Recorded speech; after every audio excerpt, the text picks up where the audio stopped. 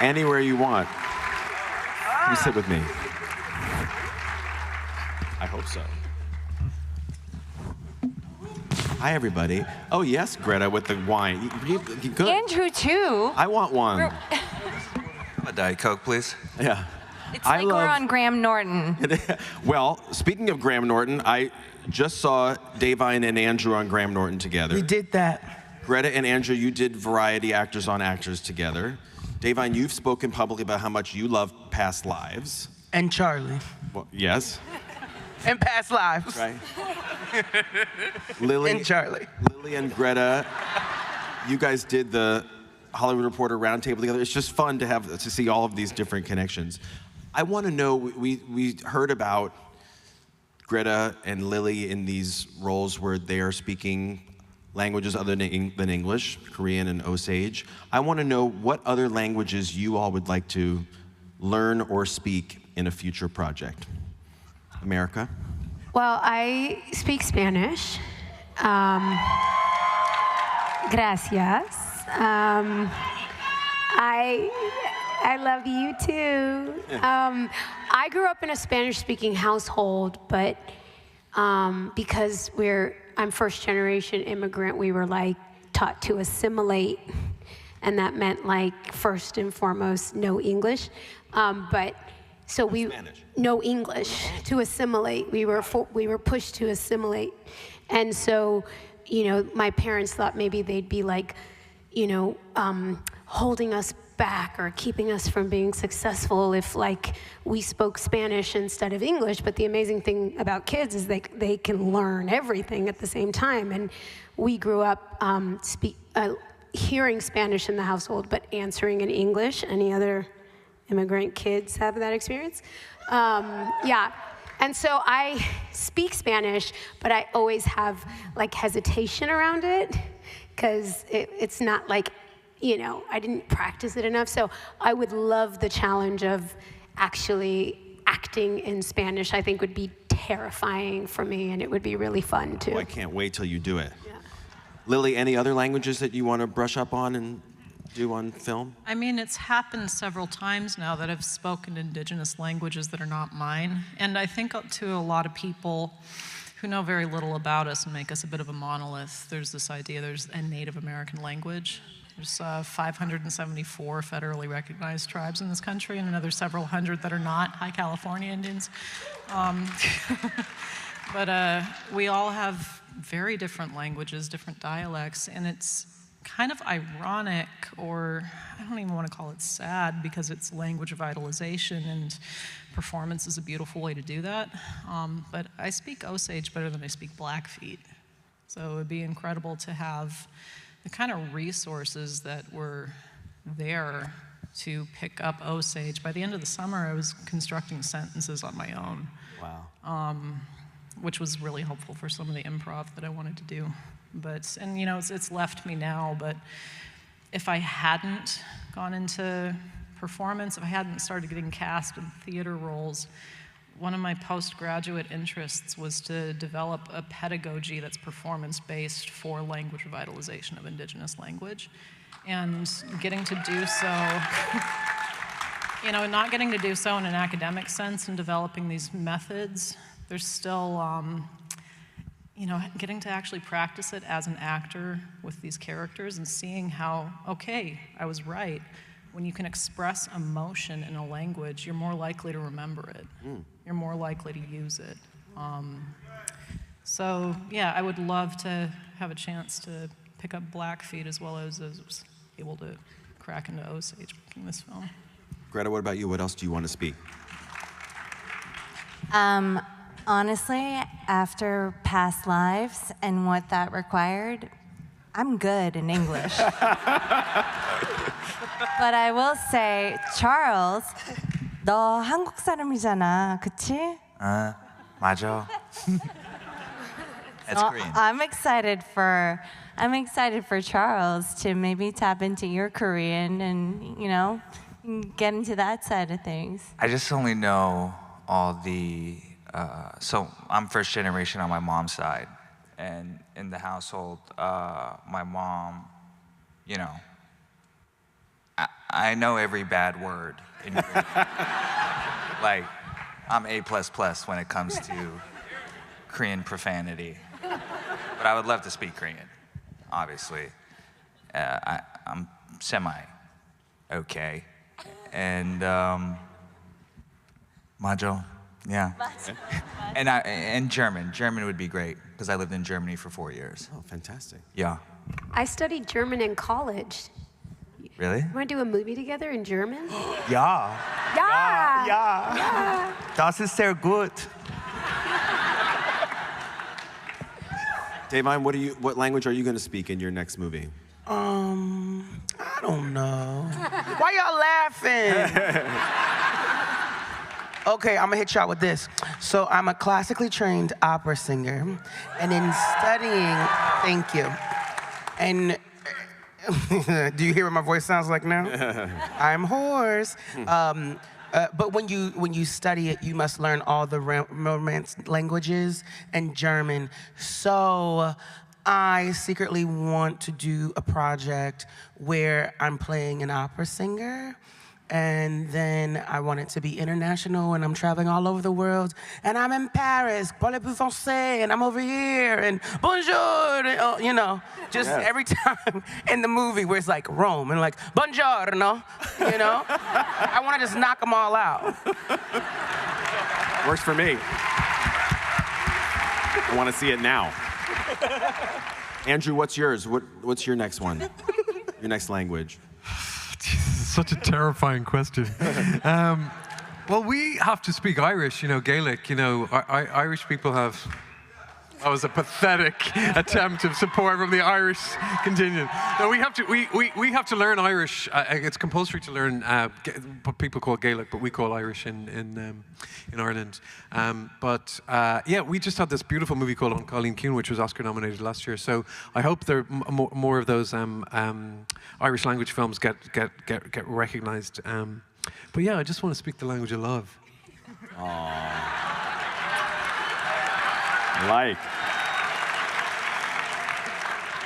So we learned tonight that Billie Eilish was kind of Greta's musical spirit animal during past lives. For any of the rest of you, was there a specific soundtrack that helped with the performance?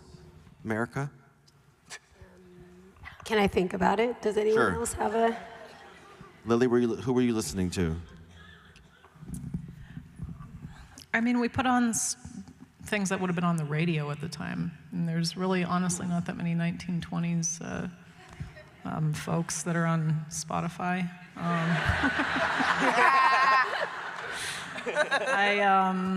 I always listen to Zoe Keating for any character. I think that's the dance background is like you want to stay in a subconscious space. But, you know, rest in peace. I also like listen to Robbie Robertson. Great. Yep. Charles, what were you listening to during May, December? Anything? Well, obviously Todd had that cool music from the Go-Between. Yeah, he would play that in between setups and just set up the vibe for each scene. I was like, oh, okay. Yeah, music. I mean, I listened to a bunch of Radiohead. Yeah. And some Nirvana. Everything in the Right Place from the Kid A album was like my go-to. And Something in the Way with Nirvana. Nice. Davine, what were you listening to during the holdovers? I would listen to, when I got picked up, I would have them turn on, like, you know, like Aretha Frank, like you said, like music of the time. And then when I went home, I was like, play that 2022 stuff. Because I needed that transition, you know what I mean? I needed the transition from the moment that I was in the car to be like, okay, we're going to this place. And then when we would rap for the day, I'd be like, blast it. Because I needed, that was like part of my like beginning to lift, you know, from her, that I needed that like off of me. I mean, Andrew Haig basically rated, it's as if he rated my music collection during all of his House Martins and Alison Moyet and all Erasure and there's so many sort of gay classics. I always find that so interesting, actually, about music, that you understand something about music when you're a little gay kid. I remember hearing remember hearing I Will Survive by Gloria Gaynor when I was about 9. And I just remember thinking, this song is for me. And I didn't know anything about myself, but you just understand something is able to, it's not about your sexuality or anything, it's more about your identity. So to be able to have all those songs the Pet Shop Boys were a huge influence on me, and it's used so brilliantly in the movie. Yeah. So yeah, music has that power. It really does. It's so brilliant for actors, for us to be able to just get to something really immediately, like in the car on the way in. It just helps to get there. America, do you have an answer now or no? You don't have to. The true answer is that I'm just always listening to whatever my kids want to listen to. And at the time, my son's favorite song was Daddy Yankee's Dame Más Gasolina. So that's probably was at top of my Spotify playlist when I was making Barbie. And I hope you can feel that in my performance. That's what was going on. Okay, so Andrew spoke earlier about working with Paul Mescal, and anyone who's seen the movie knows that they've got great chemistry together. America, who is a performer out there that you know you would have great chemistry with? I think anyone on this panel.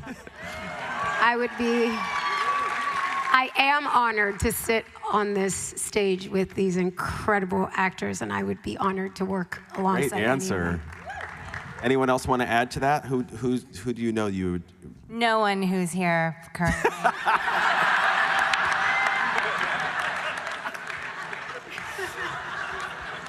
Davine? I'm gonna let Charlie answer that. Go ahead, Charlie.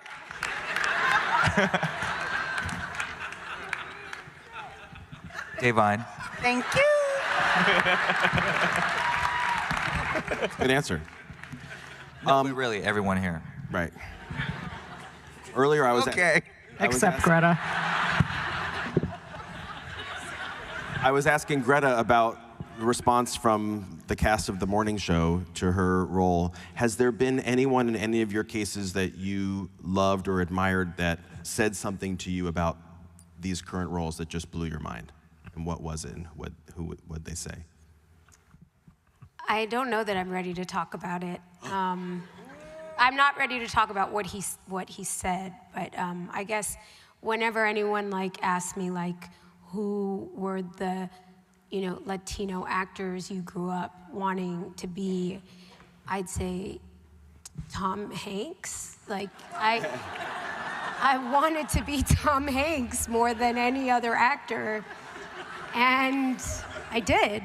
He's everyman. He's we all see ourselves in him, right? Yeah. Yeah. And he, oh man, I'm not gonna cry. He came up to me at an event and he said very nice things to me.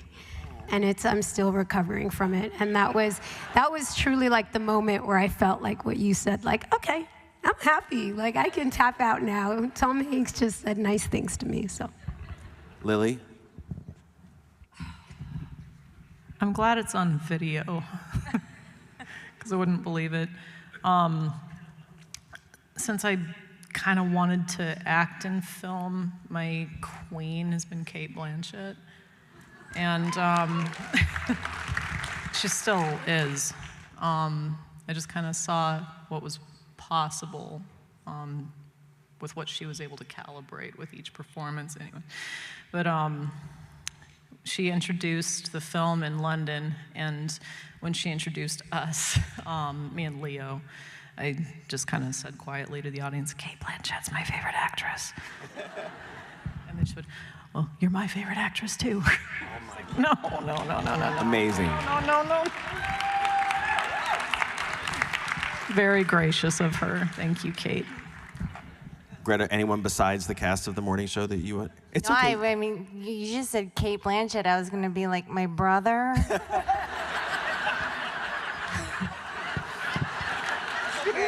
Counts? He was I sort of got the chills. No, I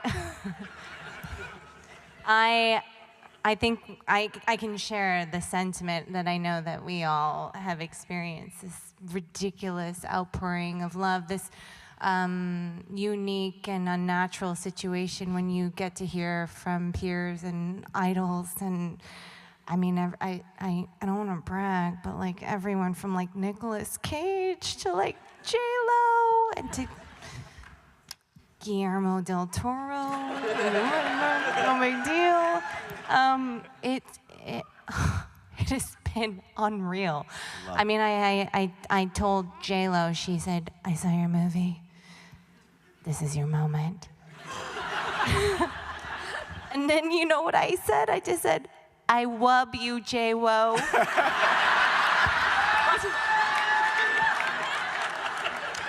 And she kind of politely waited for more, and I went,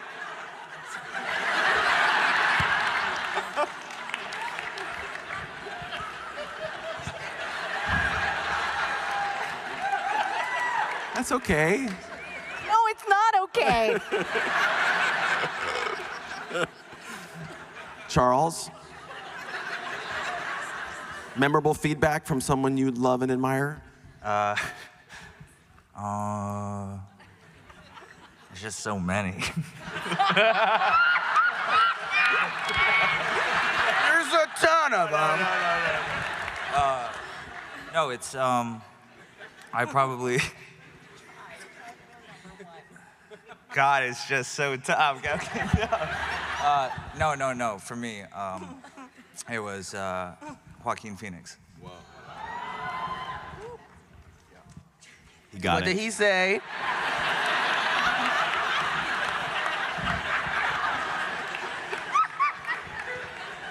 I'll tell you later. All right, fine. Okay, text me. Dave, how about the Only Murders people? What have they said? You knew that's exactly who I was going to. Meryl Streep. Oh! Yeah. What'd she say?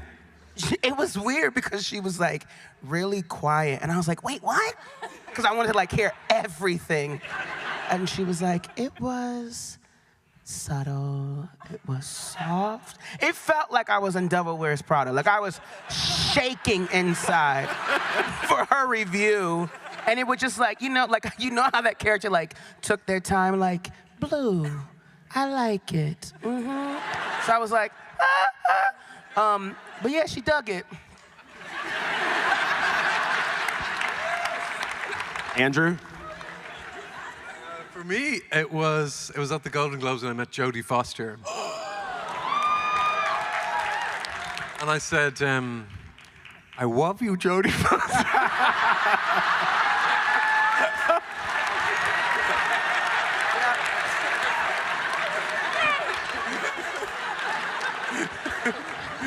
Oh, that's savage. No, she was incredible. Sorry. She was incredibly gracious and wonderful. I love it. Okay, so my tradition at the Virtuosos is to end the night with the same question to everybody, and I've given most, if not all of you, warning, which is I want us all to recommend a film, a recent film, maybe from this year, this season, that maybe some people in this audience might not have seen, that you would recommend to people. And this is not patronizing or pandering to say this in front of Lily, but mine, because I'm gonna start off while you're thinking, mine is a movie called The Unknown Country, which is a movie that Lily is in.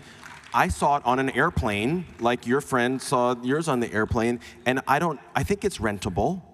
You're actually credited with the story, co-writing the story and acting in it, and it's a beautiful, beautiful movie. If you like Nomadland, you will love The Unknown Country. So that's my recommendation. Daniel Day-Lewis also loves that movie too, go figure. Oh, wow.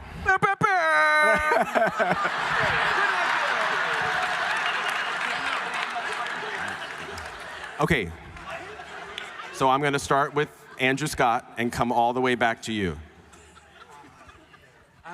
The movie that springs to mind is, that people have probably seen actually, but it's a movie called Passages. Oh, yeah. It's an Irish sax movie Ben that is Whishaw. so wonderful, and it's really brave and weird and just fantastic. It's strange actually because you emerge into this thing where certain films are selected for prizes, and that's really cool. But like, it is really not genuinely why people do it, and it doesn't mean that these films are, because they're not being given prizes, are any less significant in people's lives. And just these little tiny films that are made are sometimes the ones that hold the dearest places in people's hearts, you know, where the ones where you discover themselves. And so even though people think, you know, people love Passages, it's a film that I absolutely adored. So that's one. Great one choice. I liked. Yeah. Davine. Well, I have to be honest. We've all been very busy and on planes and stuff. And so I haven't, and then I'm just watching you when I am watching something. I looked and I had an answer, but then I looked and it came out in 2022. Who cares? Triangle of Sadness. Well, amazing. Yeah. It's riveting. So good. It's really, really riveting. It's really intelligent. Yep. And I love how the camera just lingers and stays on everyone in a very awkward, long way, which I think then all the beauty and the gems, like when you think it's like, oh, there it is, it keeps going. And I just thought it was beautifully shot. Charles. Can I go last? Yes. Greta. Oh. Well, I mean, there's a lot of movies I still want to see. You said from this year, yes? Or just something recent that you would recommend. I mean, I need to go last. No problem. Okay, Greta, are you I'll ready go. to order? Yes. Okay. This is like we're at a restaurant, and we'll give you time to figure out what you want to order off the menu. I need pictures. I need pictures on the menu. Okay, I know. For me, it is A.V. Rockwell's 1001. Oh, yeah. That is a movie that premiered alongside Past Lives at Sundance almost a year ago exactly. And there are certain performances that really feel like acts of service. And if you are an actor, you know what that means. And Tiana Taylor, my God, that performance. So you got to see it. And based on the response, it feels like not a lot of people have. You got to see that movie. Brilliant. They're gonna find it. 1001. It's probably on Peacock now because it's a Focus Features movie, so it's probably on Peacock. Lily, do you have one? It's on Netflix by it's first-time narrative filmmaker, but a long-time doc filmmaker, and his docs have always been so charming and illuminating, and the narrative's the same. Billy Luther's Fry Bread Face and Me. It's just native excellence at its most excellent. It's just beautiful kids, beautiful storytelling, beautiful established actors. Say the title again. Fry Bread, Face, and Me. Okay. By Billy Luther. America. Now I have 5 of them I want to say because I've had too much time, but I'll pick one, which is Eva Longoria's Flaming Hot. Flaming Hot. If you haven't seen it yet, it's on Hulu, I believe. Was that wrong? Am I wrong? No, it's. Oh, I'm right. It's Hulu. It's Eva's feature directorial debut. I think she does a phenomenal job. So much style in telling a story that is about just a very smart man who. It's about the Flaming Hot, the guy who created the Flaming Hot Cheetos. Oh, I love that movie. Yeah, right. That's a good movie. And That I really would is a say good movie. Jesse Garcia, the lead, gives a stunning performance, like a performance, career-defining performance, and one that made me so emotional to see a Latino actor who's been doing it for 20 years finally get a chance to really sink his teeth into a role that was worthy of the extent of his talent. And so don't miss it because the whole movie is beautiful. Eva did an incredible job, and Jesse's performance is just unreal and should not go unnoticed. So enjoy it if you haven't already. Thank you. Got one? I think I got it. Okay. I was thinking what Greta said, 1001. And that was a great film. I really enjoyed that. But one other film that I haven't seen yet, but I feel like it's going to be incredible is Monster. I haven't seen that yet. But it came out, I think, at Cannes last year. And that's just something I want to see. All right. Thank you for all the recommendations. That's quite all right. These are good ones, and I haven't seen most of the ones that you even talked about.